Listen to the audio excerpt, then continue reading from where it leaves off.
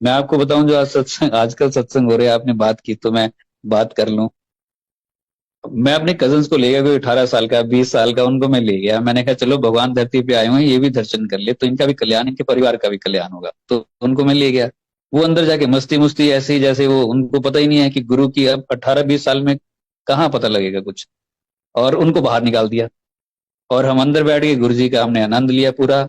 बाहर आए, हाथ धोए, वहीं से अंकल ने हमें कहा बाहर जाओ, मतलब यहाँ से आप जाओ, इजाजत होगी। मैंने कहा नहीं गुरु जी इजाजत देंगे तब जाएंगे। कह रहे आज यहीं से होगी। हम वापस आ गए। हम वापस गाड़ी में बैठे और 1 किलोमीटर गए। मैंने कजन से पूछा कि बताओ कैसा लगा।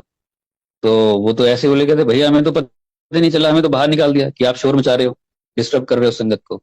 हमें तो पता नहीं चला अंदर क्या हुआ। तो मैंने कहा यार इतनी दूर से आए भी और पता भी नहीं चला, मेरा दिल टूट गया। बड़ी उम्मीद से मैं इनको लेके आया था भगवान के दर्शन कराने के लिए। तो मैं ऐसे ही मायूस सा हुआ। तभी डॉक्टर प्रीत वहीं थे, उन्होंने फरीदाबाद अपने घर रुकना था उस दिन। उनका फोन आया, कहते गुरुजी कह रहे हैं अभी वापिस आओ, उनको अभी वापिस बुलाओ। जब मेरा दिल टूटा, उधर गुरुजी सुन रहे थे, देख रहे थे। गुरुजी ने कहा उनको सबको वापिस बुलाओ। और 3-4 फोन लगातार मुझे कर दिए और मैं तो खुश हो गया। फिर जब अंदर गए तो चैटर्जी अंकल सत्संग कर रहे थे। फिर 1 घंटा सत्संग हुआ, वो सुना हमने। फिर 11, 11:30 हो गए होंगे। फिर हम आए। डॉक्टर पुनीत को बोला एक बार चल भी डॉक्टर अपना सत्संग सुना। तो उन्होंने अपना सत्संग सुनाया। और उसमें एक लड़की बैठी थी, वो ध्यान से सुन नहीं रही थी। गुरुजी ने उससे डांटा, उड़िए चंगी तरह से ऊंचा लगे हो, की कह रहे हो। और एक बार सत्संग चल रहा था, शायद रघुराय अंकल कर रहे थे। 3 लेडीज वहां पे गॉसिप कर रही थी, गुरुजी के बिल्कुल गद्दी के साथ बैठ के। आप सोचो, गुरुजी के फिजिकल फॉर्म में, और वहीं गॉसिप कर रही है और सत्संग गुरुजी का रस बरस रहा है। तो गुरुजी ने उनको डांटा, क्या बीबियां वांगू इतने चुगलियां कर रही, चल आगे हो, सुन क्या कह रहा। और ये सब ये इशारा है कि जब भी गुरुजी का सत्संग हो, पिन ड्रॉप साइलेंस हो।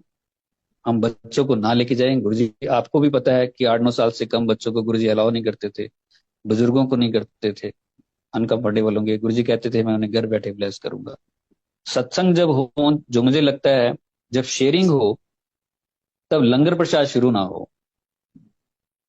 लंगर प्रसाद उसके बाद हो। बहुत जगह ऐसा सुनने और देखने में आता है कि लंगर प्रसाद शुरू कर देते हैं और साथ ही कहते हैं चलो भाई किसी ने अगर शेयर करना है तो कर लो। लंगर में ध्यान होगा या गुरु की महिमा बड़ी मुश्किल से सुनने को मिलती है। 10 साल आपको लगे, आपको 10 साल लगे। जो चीज बड़ी आसानी से मिल जाती है, फिर लोग उसकी कदर नहीं करते। आपको कदर है कि 10 साल के बाद आपने सत्संग सुना। तो जो ये नई संगत है, जिस तरह के भी ये सत्संग करते हैं, तो शेयरिंग पहले हो, पिन ड्रॉप साइलेंस हो। पिन ड्रॉप साइलेंस हो, कोई आपस में भी बात ना करे। उसके बाद लंगर प्रसाद हो। लंगर प्रसाद करके सीधे घर जाइए। वहां खड़े रहेंगे तो जो रस वहां पिया है वो वहीं का वहीं रह जाएगा, गॉसिप्स दिमाग में आ जाएंगे। जो पाया है शायद वहीं ना खो के आ जाए। तरीका तो ये है कि अगर जो गुरु जी के लिए टाइम निकाला है तो उसका पूरा रस उठा के आए।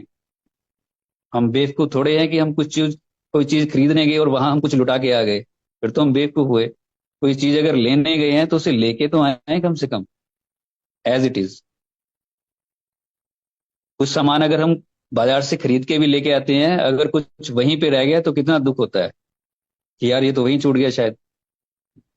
और हम तकलीफ में होते हैं। और जबकि सत्संग में जाके हम अगर गॉसिप में लग गए, इधर उधर की लग गए, तो वो तो खो दिया जिसके लिए आए थे और जिसके लिए गुरुजी ने इतने इंतजाम किए थे। हमारा रास्ता साफ किया था, हमें घर से उठाया, हमारे अंदर थॉट डाला, किसी का फोन आया, कितने एफर्ट्स गुरु ने किए।